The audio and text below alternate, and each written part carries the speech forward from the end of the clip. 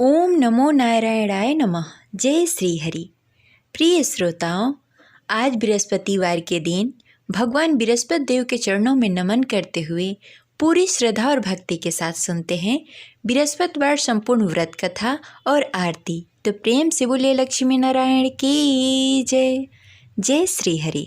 पौराणिक कथा के अनुसार प्राचीन समय की बात है। भारतवर्ष में एक राजा राज्य करता था। वो बड़ा ही प्रतापी और दानी था। वह नित्य प्रति मंदिर में भगवत दर्शन करने के लिए जाता और ब्राह्मणों और गुरु की सेवा किया करता। उसके द्वार से कोई भी याचक निराश होकर नहीं लौटता। वह प्रत्येक गुरुवार को व्रत रखता एवं पूजन करता, गरीबों की सहायता करता। परंतु यह सब बातें उसकी रानी को बिल्कुल अच्छी नहीं लगती थी।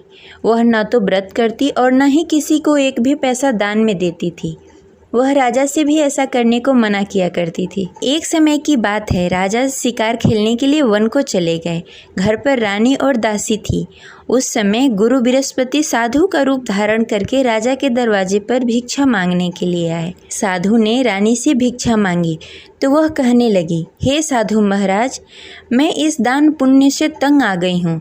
इस कार्य के लिए तो मेरे पति ही बहुत हैं। अब आप ऐसी कृपा करें कि सारा धन नष्ट हो जाए तथा मैं आराम से रह सकूं। साधु रूपी बृहस्पति देव ने कहा, हे देवी, तुम तो बड़ी ही विचित्र हो। संतान और धन से कोई दुखी नहीं होता, इसको सभी चाहते हैं। पापी भी धन और पुत्र की इच्छा करता है। अगर तुम्हारे पास धन अधिक है तो भूखे मनुष्यों को भोजन करवाओ, प्याव लगवाओ, ब्राह्मणों को दान दो, धर्मशाला बनवाओ, कुआं, तालाब, बावड़ी, बाग, बगीचे आदि का निर्माण कराओ तथा निर्धन कुंवारी कन्याओं का विवाह करवाओ। साथ ही यज्ञ करो। इस प्रकार के कर्मों से आपके कुल का और आपका नाम परलोक में भी सार्थक होगा एवं तुम्हें स्वर्ग की प्राप्ति होगी। परंतु रानी साधु की इन बातों से खुश नहीं हुई। उसने कहा, हे साधु महाराज, मुझे ऐसी धन की आवश्यकता नहीं है जिसे मैं अन्य लोगों को दान में देती फिरूं, जिसको रखने और संभालने में भी मेरा सारा वक्त निकल जाए। साधु ने कहा, हे देवी, यदि तुम्हारी ऐसी ही इच्छा है तो जैसा मैं तुम्हें बताता हूँ वैसा करना। बृहस्पतिवार के दिन आंगन को गोबर से लीपना और अपने केशों को पीली मिट्टी से धोना। केशों को धोते समय स्नान करना। राजा से कहना कि वो हजामत कराए। भोजन में मांस मदिरा खाना। कपड़े धोबी को धोने के लिए देना। इस प्रकार 7 बृहस्पतिवार को करने से तुम्हारा सारा धन नष्ट हो जाएगा। यह कहकर साधु महाराज रूपी बृहस्पति देव अंतर ध्यान हो गए। रानी ने साधु के कहने के अनुसार 7 बृहस्पतिवार तक वैसा ही करने का विचार किया। साधु के बताए हुए कार्य करते हुए केवल 3 ही बृहस्पतिवार बीते कि उसकी सारी संपत्ति नष्ट हो गई। भोजन के लिए भी 2 समय परिवार तरसने लगा तथा सांसारिक भोगों से दुखी रहने लगा। तब राजा रानी से कहने लगा कि हे रानी, तुम यहाँ पर रहो, मैं दूसरे देश जा रहा हूँ। क्योंकि यहाँ पर मुझे सभी मनुष्य जानते हैं, इसलिए मैं यहाँ कोई कार्य नहीं कर सकता। मैं अब परदेश जा रहा हूँ, वहाँ कोई काम धंधा करूँगा, शायद हमारे भाग्य बदल जाए। ऐसा कहकर राजा परदेश को चला गया। वो वहाँ जंगल से लकड़ियाँ काट कर लाता और शहर में बेचता। इस तरह जीवन व्यतीत करने लगा। इधर राजा के बिना रानी और दासी दुखी रहने लगी। किसी दिन भोजन मिलता और किसी दिन जल पीकर ही रहना पड़ता। एक दिन रानी और दासी को भोजन किए बिना 7 दिन व्यतीत हो गए। तो रानी ने अपनी दासी से कहा, हे दासी, यहाँ पास के नगर में मेरी बहन रहती है। वह बड़ी ही धनवान है। तुम उसके पास जाओ और वहाँ से 5 सेर बेजल मांग के लाओ, जिससे कुछ समय के लिए गुजारा हो जाएगा। दासी रानी की बहन के पास गई। रानी की बहन उस समय पूजा कर रही थी। बृहस्पतिवार का दिन था। दासी ने रानी की बहन से कहा, हे रानी, मुझे आपकी बहन ने भेजा है, मुझे 5 सेर बेजल दे दो। दासी ने यह बात अनेक बार कही, परंतु रानी की बहन ने कोई उत्तर नहीं दिया, क्योंकि वह उस समय बृहस्पतिवार का कथा सुन रही थी। जब दासी को रानी की बहन की कोई उत्तर नहीं मिला तो वह बहुत ही दुखी हुई।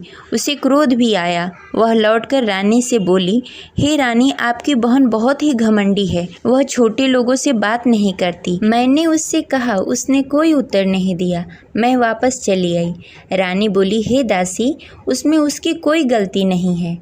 जब बुरे दिन आते हैं तब कोई असहारा नहीं देता। अच्छे बुरे का पता विपत्ति में ही लगता है।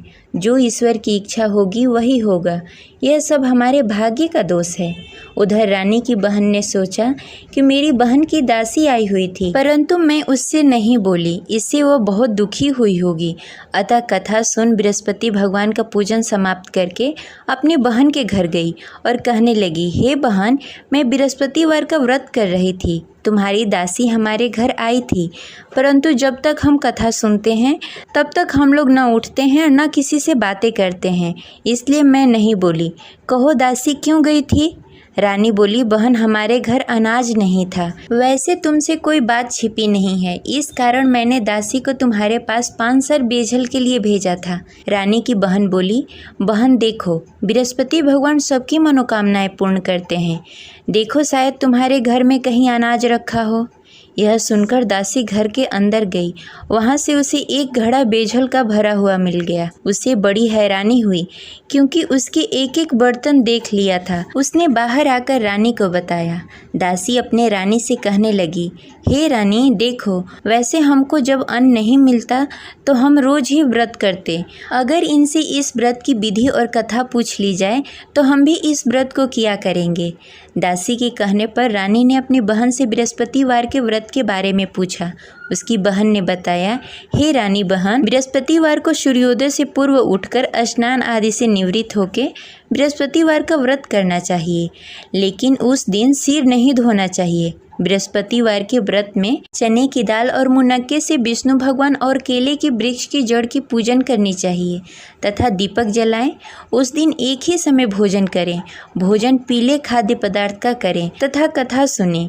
इस प्रकार करने से गुरु भगवान प्रसन्न होते हैं और अन्न पुत्र धन देते हैं। इस प्रकार व्रत और पूजन की विधि बताकर रानी की बहन अपने घर को लौट गई। रानी और दासी दोनों ने ही निश्चय किया कि वे बृहस्पति भगवान का पूजन जरूर करेंगी। 7 दिन बाद जब बृहस्पतिवार आया तो दोनों ने व्रत रखा। घुड़सार में जाकर चना और गुड़ बीन लाई तथा उसकी दाल से केले की जड़ में विष्णु भगवान का पूजन किया। अब भोजन कहाँ से आए? दोनों बड़ी ही दुखी हुई, परंतु उन्होंने व्रत किया था, इस कारण बृहस्पति देव भगवान प्रसन्न थे। वे एक साधारण व्यक्ति के रूप में 2 थालों में सुंदर पीला भोजन लेकर आए और दासी को देकर बोले, हे दासी, यह भोजन तुम्हारे और रानी के लिए है, तुम दोनों करना। दासी भोजन पाकर बड़ी ही प्रसन्न हुई और रानी से बोली, रानी जी भोजन कर लो। रानी को भोजन आने के बारे में कुछ पता नहीं था, इसलिए वह दासी से बोली, जा तू ही भोजन कर ले, क्योंकि तू हमारी व्यर्थ में हंसी उड़ाती है। दासी बोली, एक व्यक्ति अभी भोजन देकर गए हैं।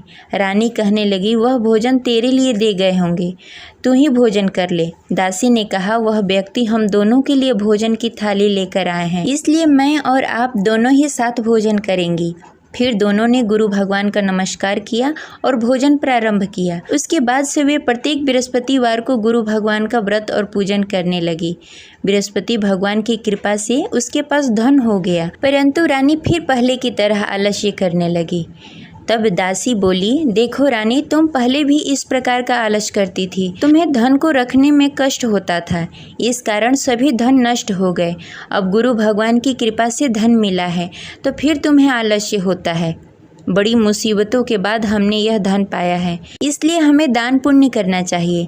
तुम भूखे मनुष्यों को भोजन कराओ, प्याव लगवाओ, ब्राह्मणों को दान दो, कुआं, तालाब, बावड़ी आदि का निर्माण कराओ, मंदिर पाठशाला बनवाओ, दान दो, कुंवारी कन्याओं का विवाह करवाओ। धन को शुभ कार्यों में खर्च करो, जिससे तुम्हारे कुल और यश बढ़े तथा स्वर्ग की प्राप्ति हो और पितृ प्रसन्न हो।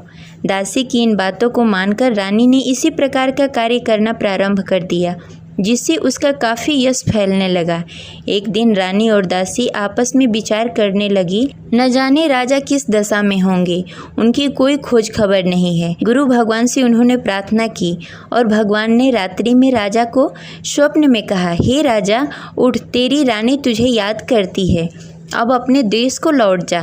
राजा प्रातःकाल उठकर जंगल से लकड़ियाँ काटकर लाने के लिए जंगल की ओर चल पड़ा। जंगल में गुजरते हुए वह सोचने लगा, रानी की गलती से कितने दुख भोगने पड़े। राजपाट छोड़कर जंगल में आकर रहना पड़ा।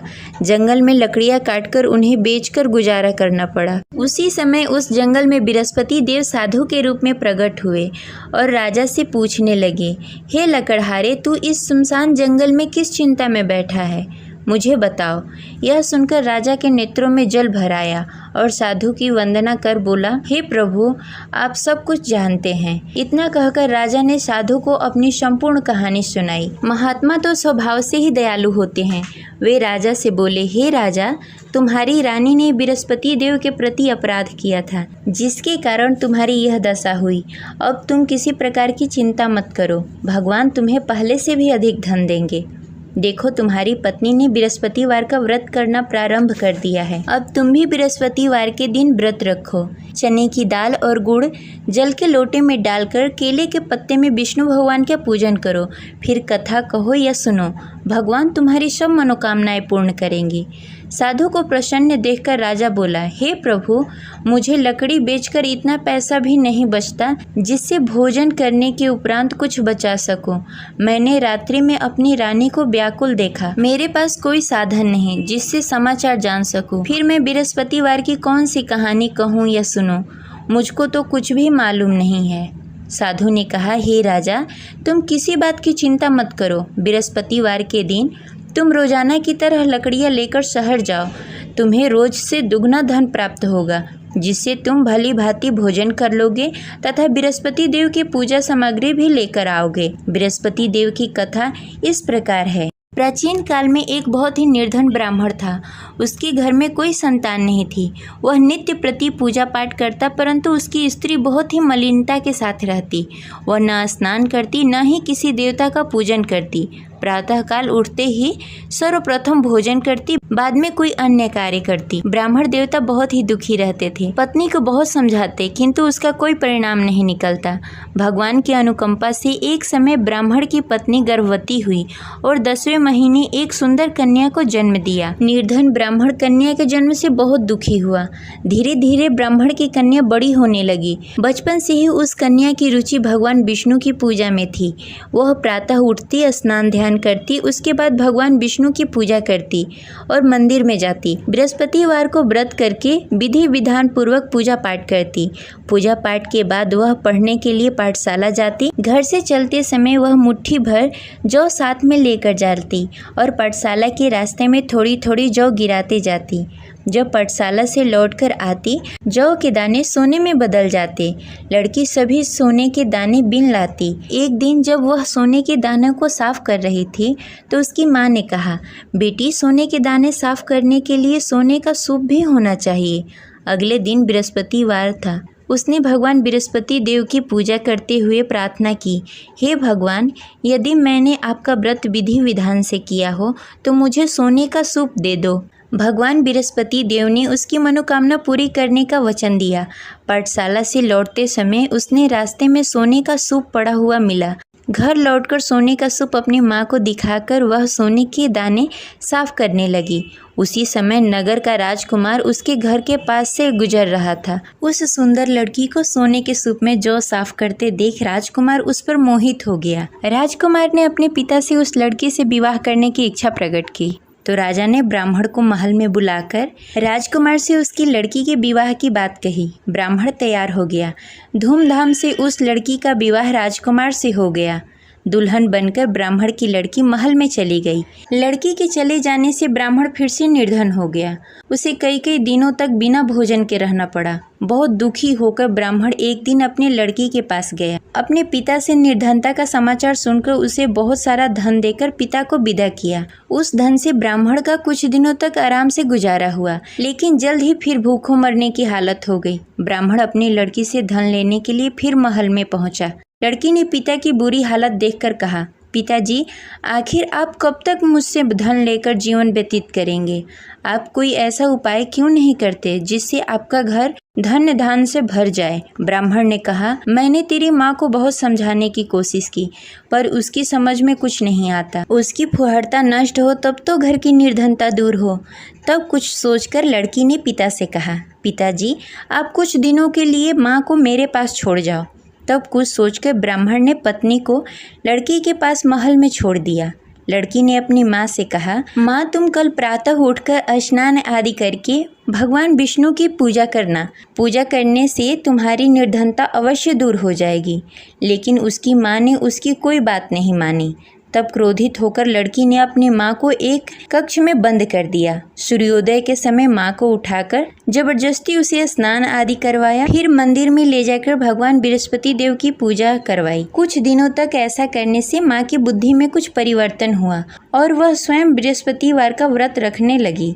उसके व्रत करने से ब्राह्मण के घर की निर्धनता दूर हो गई और भगवान विष्णु की अनुकंपा हुई और दोनों पति पत्नी धन संपत्ति पाकर आनंद पूर्वक जीवन व्यतीत करते हुए विष्णु धाम को चले गए। लकड़हारा बने राजा ने उस साधु से भगवान विष्णु देव की यह कथा सुनकर बृहस्पतिवार का व्रत करना शुरू कर दिया और भगवान विष्णु की पूजा करने लगा। उस दिन से उसकी सभी क्लेश दूर हो गए। लेकिन अगले बृहस्पतिवार को कामकाज में अधिक व्यस्त होने के कारण उसने भगवान बृहस्पति देव का व्रत नहीं किया। भगवान बृहस्पति देव लकड़हारे से क्रोधित हो गए और उसे भूल की सजा दी। उस दिन नगर के राजा ने नगर में घोषणा करके सबको सूचित किया कि प्रत्येक नागरिक मेरे महल में भोजन करने आए। जो नहीं आएगा उसे अपराधी मानकर भारी दंड दिया जाएगा। लकड़हारा बने राजा ने उस नगर के राजा की घोषणा तो सुनी, लेकिन जंगल से लकड़ी काटकर लाने और उसे बेचने में देरी हो जाने के कारण वह समय पर महल में भोजन करने नहीं पहुंच सका। अतः राजा के सैनिक लकड़हारे को पकड़कर महल में ले गए। राजा ने उसे महल के एक कक्ष में बैठाकर भोजन कराया। उस कक्ष में एक खुट्टी पर रानी का सोने का हार लटका हुआ था। लकड़हारा अकेला उस कक्ष में भोजन कर रहा था। तभी उसने एक आश्चर्यजनक घटना देखी। देखते ही देखते वह खुट्टी हार को निगल गई। थोड़ी देर बाद जब राजा ने हार को गायब देखा तो लकड़हारे को कारावास में डाल दिया। लकड़हारा मन ही मन अपने भाग्य को कोसने लगा। तभी उसे जंगल में मिले साधु का स्मरण हुआ। थोड़ी देर में भगवान बृहस्पति देव सन्यासी के रूप में उसके सामने प्रकट हुए और कहा, हे लकड़हारे, तूने भगवान बृहस्पति देव की पूजा नहीं की, इसी कारण तुम्हें कष्ट हो रहा है। लेकिन अब चिंता मत करो, बृहस्पतिवार के दिन कारागार के दरवाजे पर तुम्हें कुछ पैसे पड़े हुए मिलेंगे। उन पैसों से भगवान बृहस्पति देव का व्रत करके उनकी पूजा करोगे तो तुम्हारे सारे दुख दूर हो जाएंगे। फिर बृहस्पतिवार के दिन दरवाजे पर पड़े पैसे राजा को मिले, जिससे उसने चने की दाल, गुड़, मुनक्का मंगाकर भगवान बृहस्पति देव की कथा कही और व्रत किया, जिससे भगवान बृहस्पति देव प्रसन्न होकर उस नगर के राजा को स्वप्न में लकड़हारे को मुक्त करने को कहा। सुबह राजा ने आकर अपने कक्ष में देखा कि खूंटी पर हार टंगा हुआ है। राजा ने लकड़हारे को मुक्त कर दिया, उसे धन और आभूषण देकर विदा किया। लकड़हारा बना राजा उस नगर से चलकर अपने नगर की तरफ चल दिया। जब राजा अपने नगर में पहुंचा तो उसने देखा उस नगर में कुएं, धर्मशाला, बाग बगीचे देखकर बहुत प्रसन्न हुआ। राजा ने किसी से पूछा, ये कुएं धर्मशाला किसने बनवाए? सबने उसे बताया कि ये सब रानी और दासी ने बनवाए हैं। राजा जब महल में पहुंचे तो रानी ने उनका भव्य स्वागत किया। तब राजा ने निश्चय किया कि सप्ताह में एक बार तो सभी बृहस्पतिवार का व्रत तथा पूजन कर सकते हैं, परंतु मैं प्रतिदिन व्रत किया करूँगा तथा दिन में 3 बार कथा कहूँगा। अब राजा हर समय दुपट्टे में चने की दाल बांधकर रखते तथा दिन में 3 बार बृहस्पतिवार का कथा कहते। कुछ दिनों के बाद राजा को अपनी बहन की याद आई। एक दिन घोड़े पर सवार होकर राजा अपनी बहन से मिलने के लिए चल दिया। अभी राजा नगर के बाहर ही पहुंचा था कि उसने देखा कि कुछ लोग एक 100 को ले जा रहे हैं। राजा को स्मरण हुआ कि आज उसने किसी को बृहस्पतिवार का व्रत कथा नहीं सुनाया।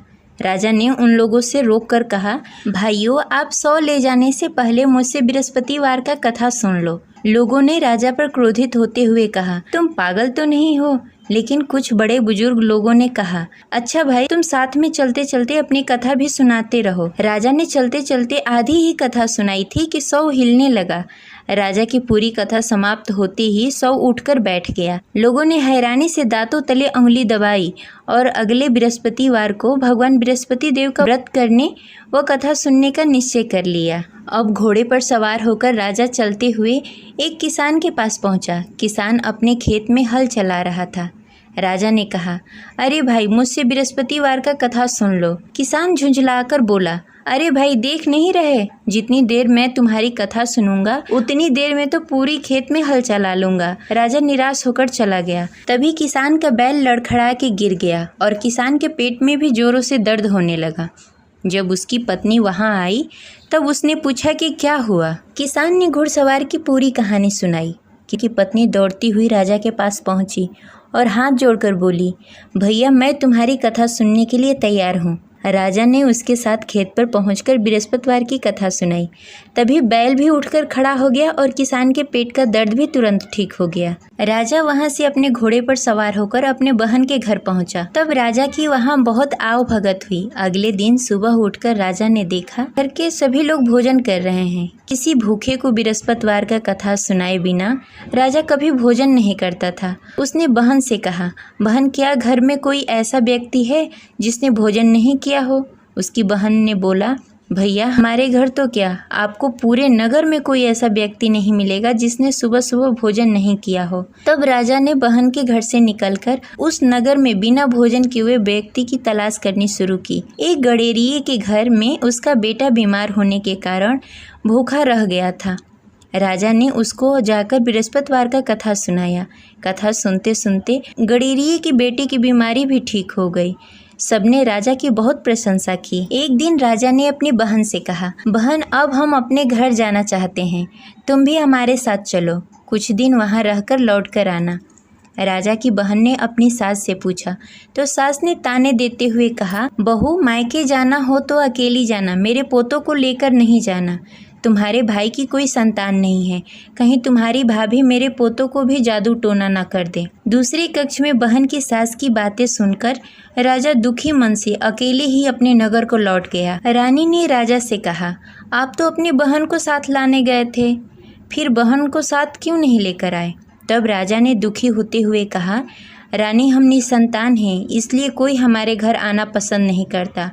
रानी ने राजा को समझाते हुए कहा, मैं बृहस्पति देव ने सब कुछ दिया है, अब भगवान बृहस्पति देव हमें संतान भी अवश्य देंगे। बृहस्पतिवार को विधि पूर्वक व्रत करते हुए राजा और रानी ने भगवान बृहस्पति देव से संतान के लिए प्रार्थना की। कुछ दिनों के बाद ही रानी गर्भवती हो गई। 10वें महीने रानी ने एक सुंदर बालक को जन्म दिया। राजा रानी जीवन प्रयत्न बृहस्पतिवार का व्रत करते रहे। उनके घर में धन धान्य की वर्षा होती रही। इस तरह अनंत पूरक जीवन यापन करते हुए राजा रानी भगवान बृहस्पति देव की अनुकंपा से मोक्ष को प्राप्त हो गए। बृहस्पतिवार को विधि पूर्वक व्रत करके जो स्त्री पुरुष भगवान विष्णु की पूजा करते हैं उनकी सभी मनोकामनाएं पूर्ण होती है। जय बृहस्पति देव। अब सुनेंगे बृहस्पति देव की आरती। ओम जय बृहस्पति देवा, ओम जय बृहस्पति देवा, छिन छिन भोग लगाऊं कदली फल मेवा।